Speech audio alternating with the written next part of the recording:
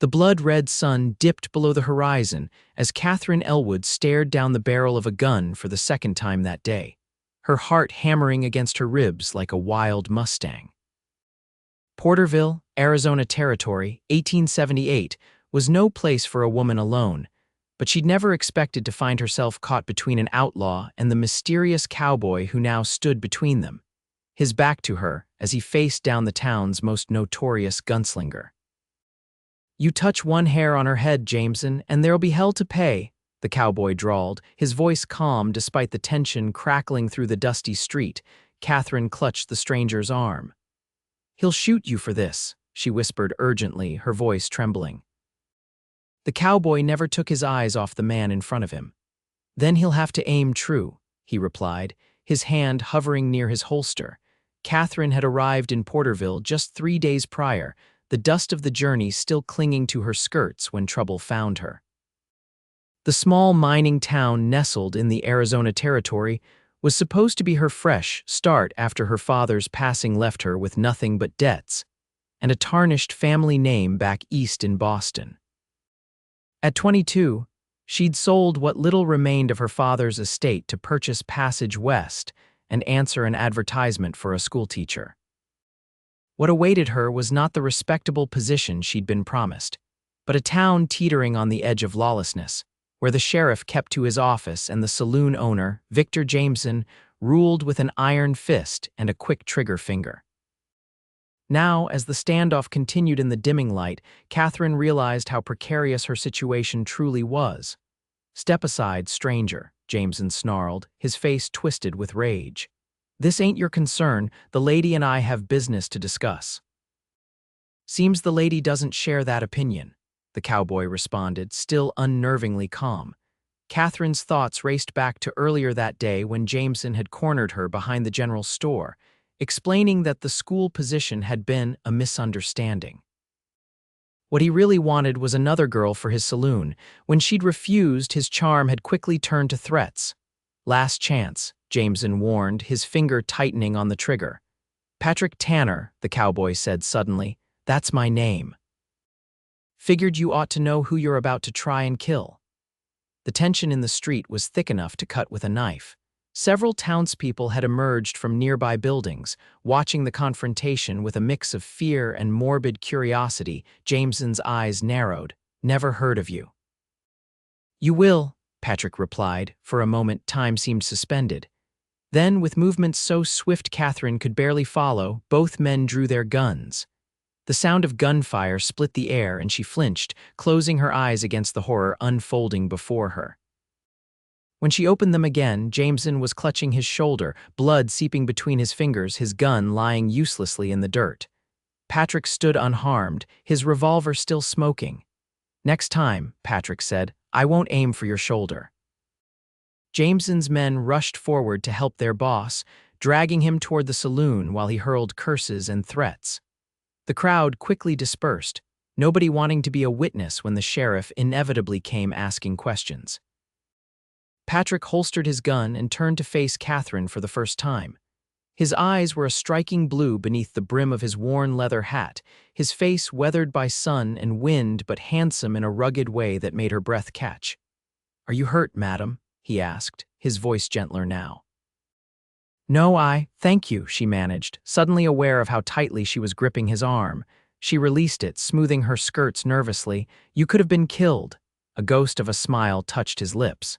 "Jameson's reputation exceeds his skill. Most bullies are like that." Katherine glanced toward the saloon where Jameson had disappeared. "He won't forget this. He controls half the town." "All the more reason for you to come with me," Patrick said. "My sister runs a boarding house on the edge of town. You'll be safe there, at least for tonight." "Why are you helping me?" Katherine asked, suspicion creeping into her voice.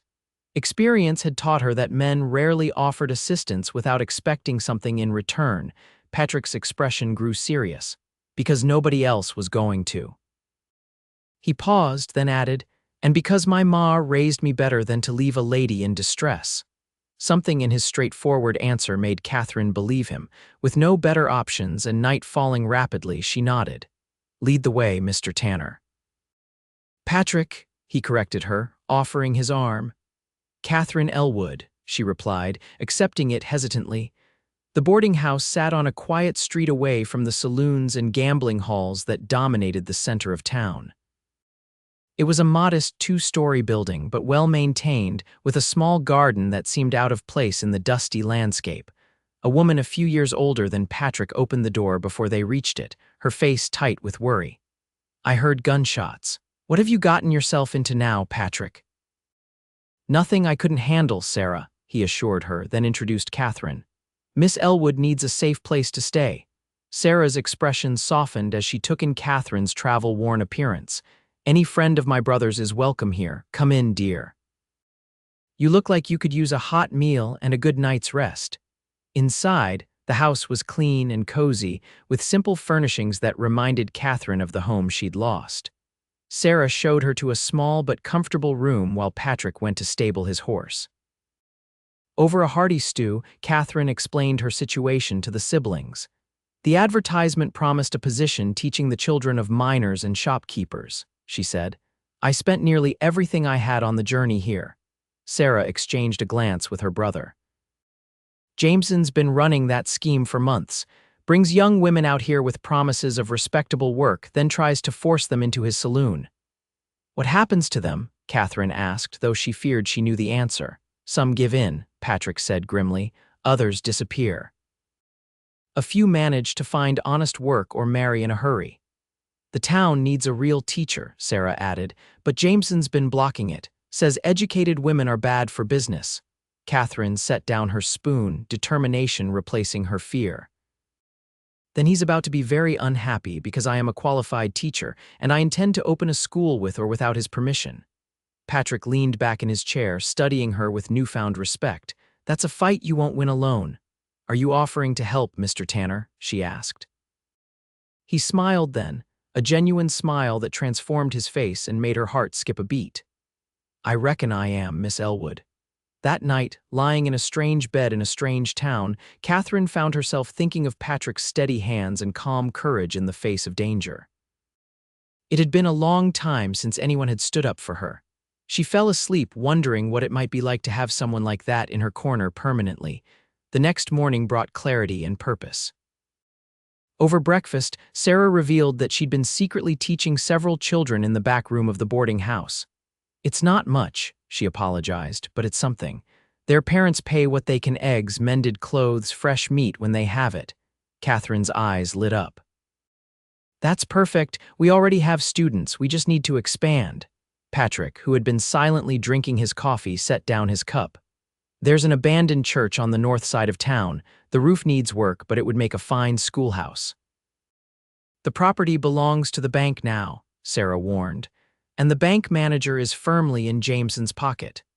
Then we'll need to convince him it's in his interest to support education in Porterville," Katherine said, her mind already racing with possibilities.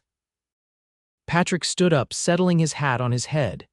"I've got some business to attend to. Sarah, show Katherine around town, stay clear of the saloon. I'll meet you both back here for supper." After he left, Sarah gave Katherine a knowing look. "My brother doesn't usually get involved in other people's troubles. You must have made quite an impression." Katherine felt a blush rise to her cheeks. "He seems very capable." "That he is," Sarah agreed. "Been taking care of me since our parents died in '65. He was just 16, but he stepped up, made sure I had food and schooling while he did whatever work he could find." "What does he do now?" Katherine asked. "Patrick's a horse trader mostly. Buys wild Mustangs, breaks and trains them, sells them to ranchers and the army. He's got a small spread about an hour's ride from town." Sarah began clearing the breakfast dishes. "But that's enough about us. Let's find you something more suitable to wear if you're going to be Porterville's schoolmistress." The day passed quickly as Sarah introduced Katherine to shopkeepers and families sympathetic to their cause. By afternoon, Katherine had promises from 6 more families to send their children to school, bringing the potential student count to 15. They were returning to the boarding house when they spotted a crowd gathered outside the sheriff's office. In the center stood Patrick, face to face with a bandaged and furious Jameson. "That's him, Sheriff," Jameson was shouting, pointing at Patrick. "The man who shot me unprovoked."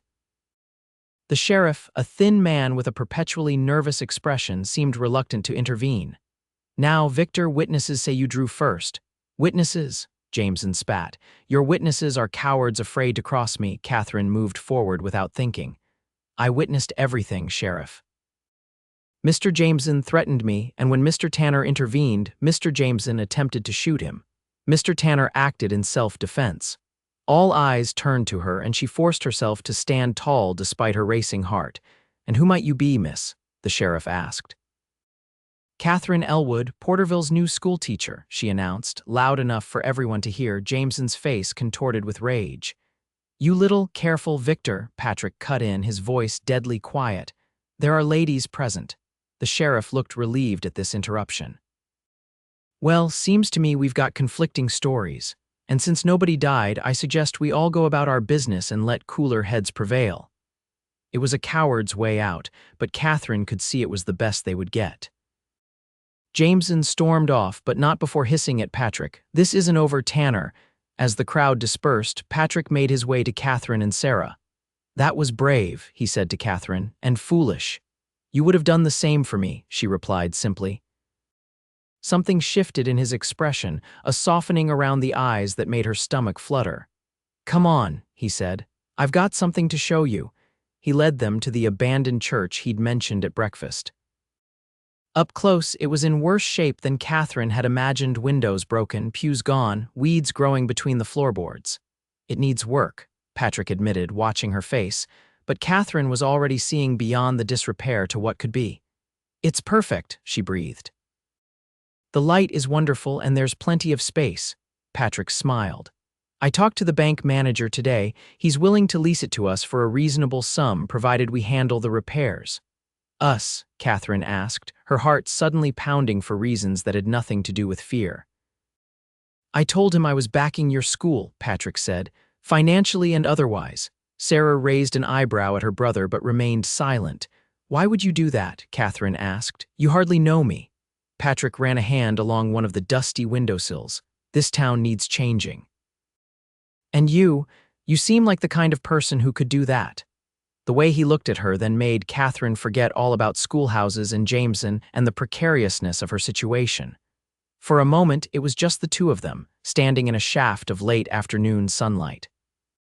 The spell was broken by Sarah clearing her throat.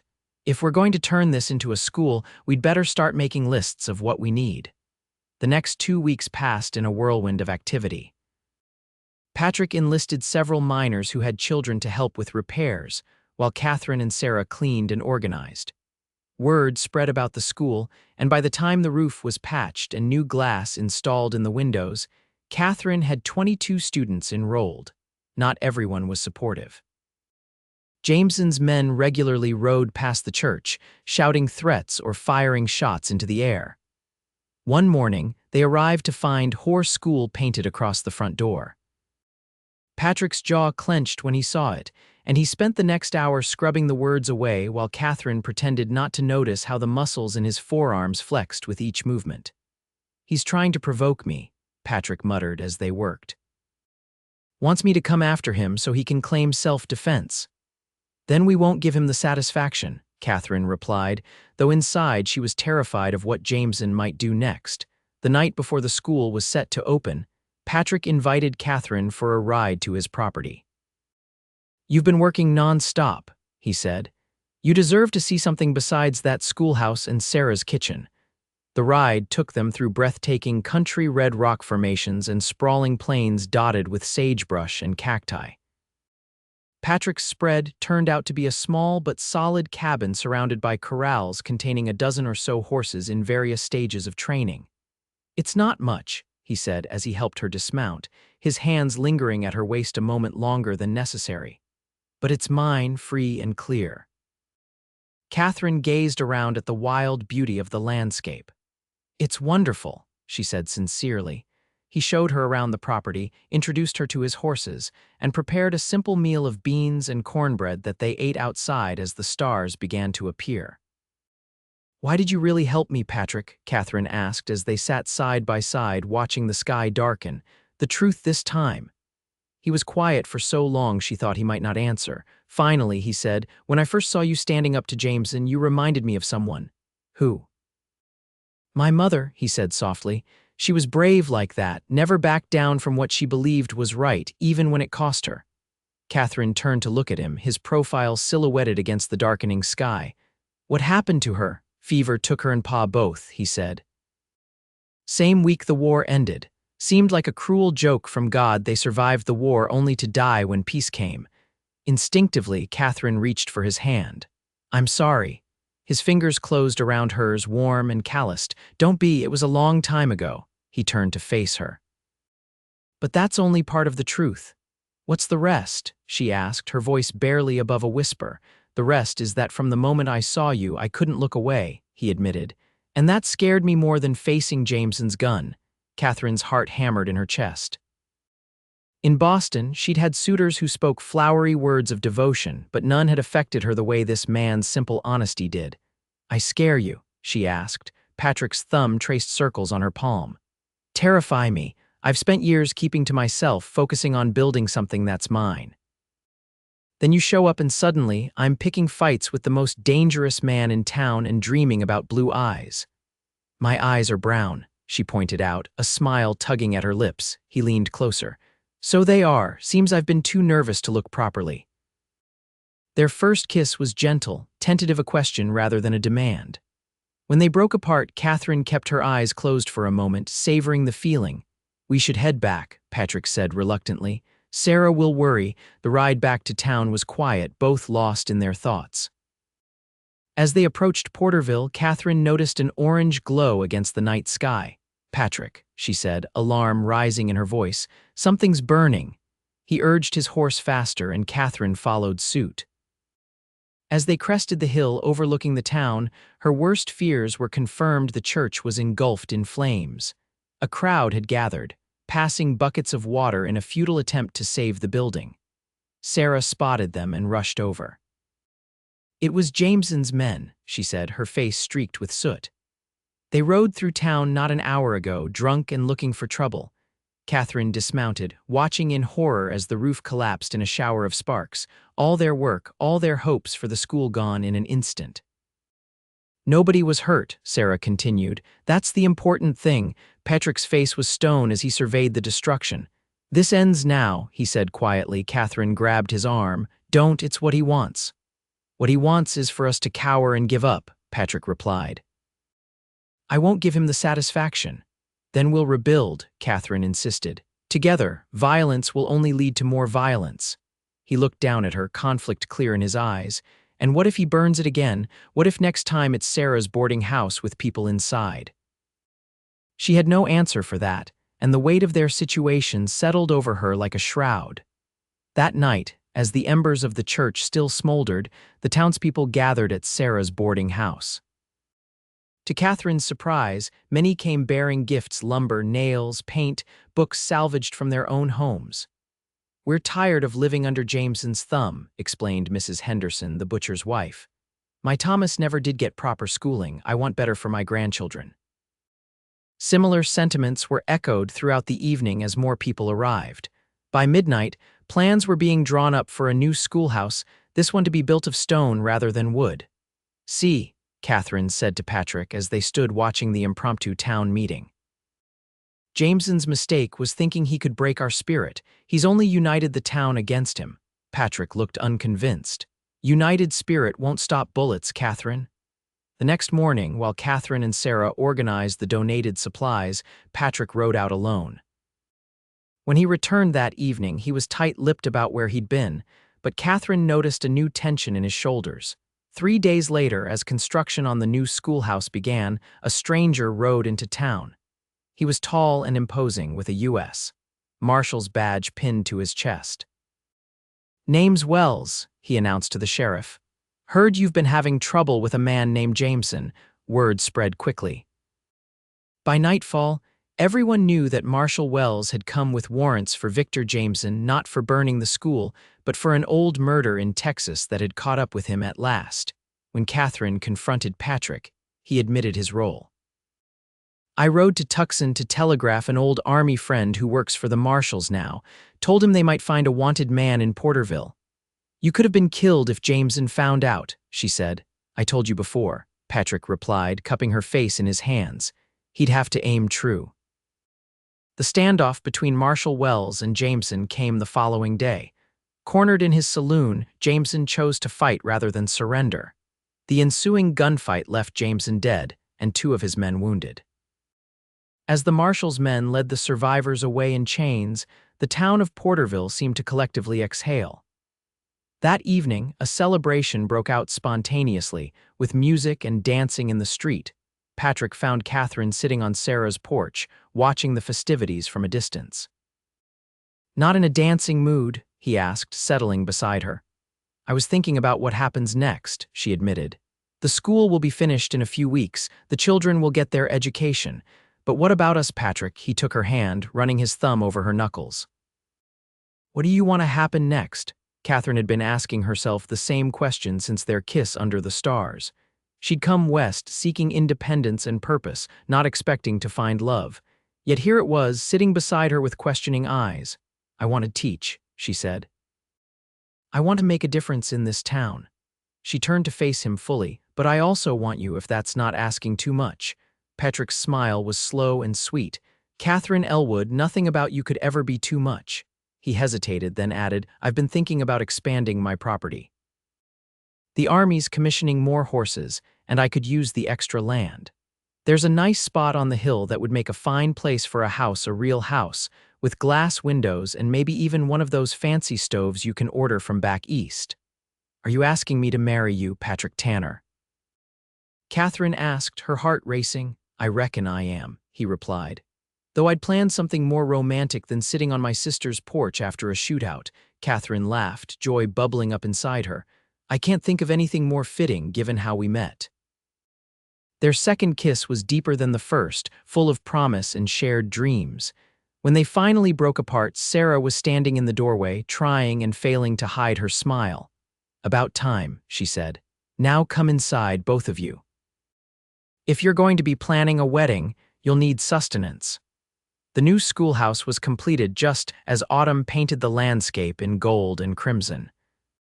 28 students attended the first day, sitting on brand new benches and writing on real slates donated by a mining company in Tucson that had heard about Porterville's educational revival.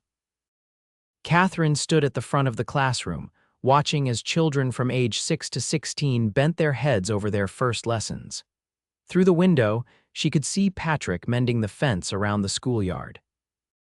He looked up as if sensing her gaze and tipped his hat with a smile that still made her blush. They were married the following Sunday in that very schoolhouse, with Sarah as maid of honor and the entire town in attendance. Katherine wore a blue dress that Patrick said matched the sky on a clear day, and he wore a new shirt that didn't have a single patch or tear. I promise to protect you, to respect you, and to love you until my dying day, Patrick vowed, his voice steady as he placed a simple gold band on her finger. And I promise to stand by your side through whatever comes, Katherine replied, to build a life and a future together and to love you completely every day. As they sealed their vows with a kiss, cheers erupted through the schoolhouse. Someone began playing a fiddle, and soon the building was filled with music and laughter. Later, as they danced under the stars, Katherine whispered, Do you ever regret getting involved in my troubles that day? Patrick pulled her closer, his lips brushing her ear. Best decision I ever made. Though next time someone points a gun at me, I might duck a little faster. There won't be a next time, she insisted. He laughed softly. Have you met us? Trouble seems to find us wherever we go. Then it's good we face it together, she said, resting her head against his chest. Together, he agreed, and spun her around once more as the music played on. Their home on the hill was finished before the first snow fell.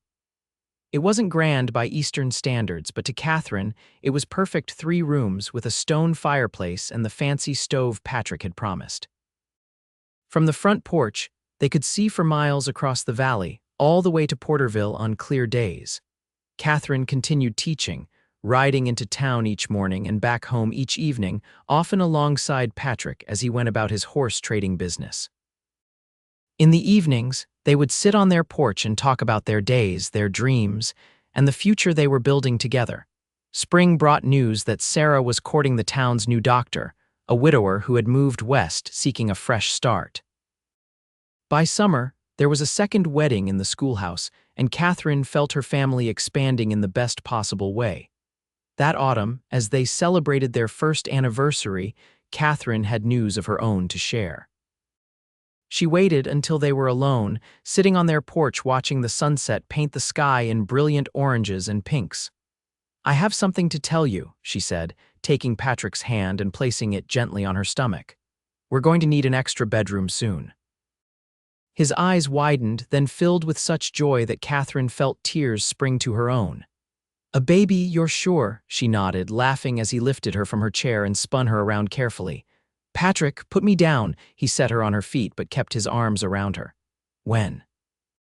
"Spring," she said. "The doctor says April, most likely." Patrick knelt before her, pressing his lips to her still flat stomach. "Hello in there," he whispered. "I'm your pa, and I'm going to teach you to ride and rope and respect your ma, who's the bravest person I know." Katherine ran her fingers through his hair, her heart so full she thought it might burst. "What if it's a girl?" Patrick looked up at her, his smile undimmed. "Then I'll teach her to shoot straight and think for herself, just like her mother." The winter passed slowly, with Katherine's body changing as the baby grew. Patrick hovered constantly, building a cradle from cherry wood, adding another room to their house, riding into town at all hours to satisfy her cravings for Mrs. Henderson's apple pie. Sarah visited often, bringing baby clothes and advice.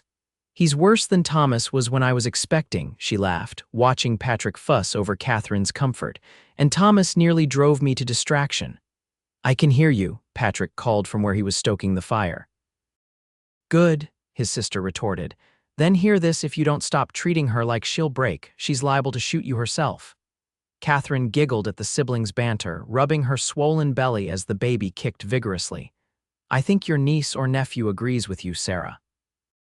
April brought warm days and cool nights, and with them, the birth of Elizabeth Sarah Tanner, a robust baby girl with her father's blue eyes and a tuft of dark hair that Katherine was certain would curl just like hers.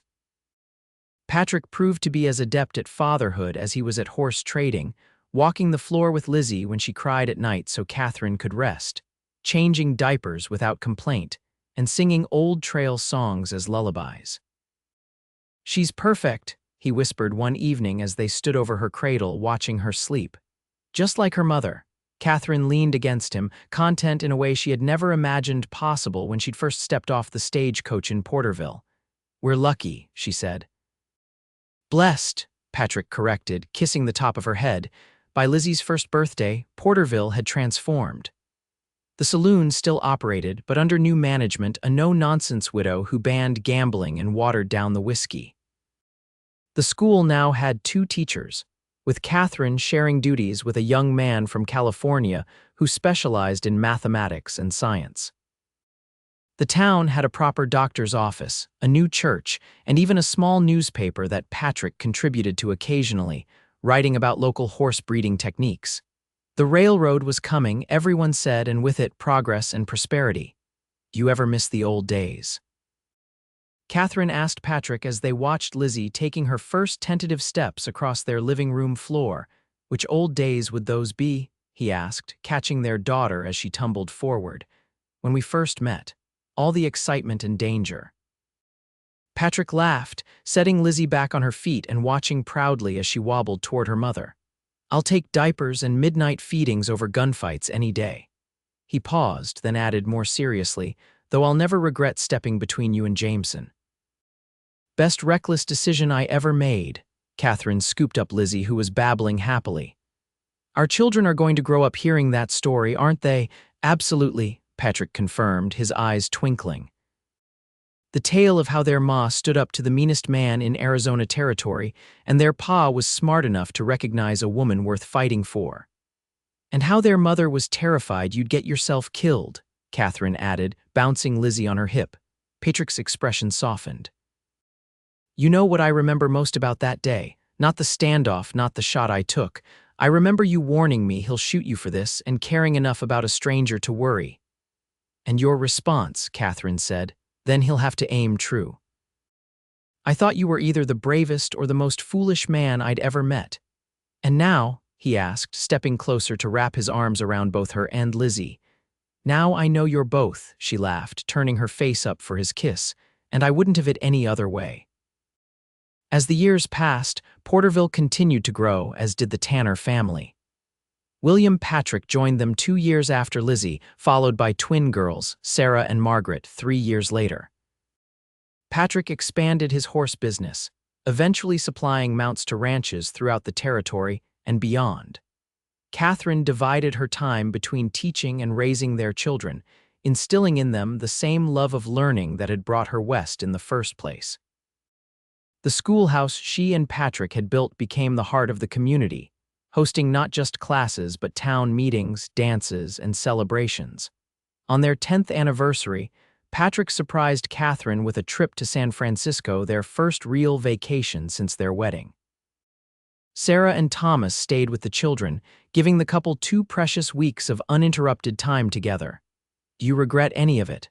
Patrick asked as they stood on a cliff overlooking the Pacific Ocean, the salt breeze tugging at Katherine's hair. Coming west, marrying a dusty cowboy, raising 4 wild children in the middle of nowhere, Katherine turned to study his face, still handsome after all these years, though now lined at the corners of his eyes and mouth from laughter and desert sun. "Not for a single moment," she said honestly. "Every choice led me to you, to our family, to a life fuller than I ever dreamed possible." Patrick's kiss tasted of salt and promise, as potent as it had been the first time. "I love you, Katherine Tanner," he murmured against her lips. "I love you too," she replied.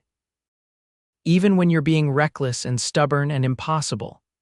"Especially then," he teased, pulling her closer as the sun began its descent into the vast ocean before them.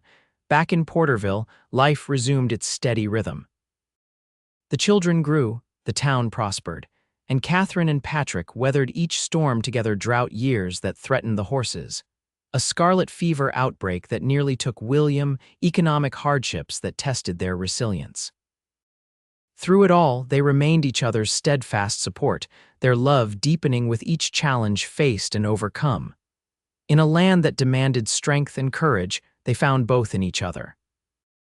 On warm summer evenings, when the children were finally asleep and the house was quiet, they would often sit on their porch, watching the stars emerge one by one in the vast Arizona sky. "Do you remember what you said to me that first night at your cabin?" Katherine asked on one such evening, their hands intertwined as they gently rocked in the swing Patrick had built years ago. "About being scared of me," Patrick chuckled, the sound rumbling deep in his chest. "I remember, and I was right to be scared. You turned my whole world upside down, Mrs.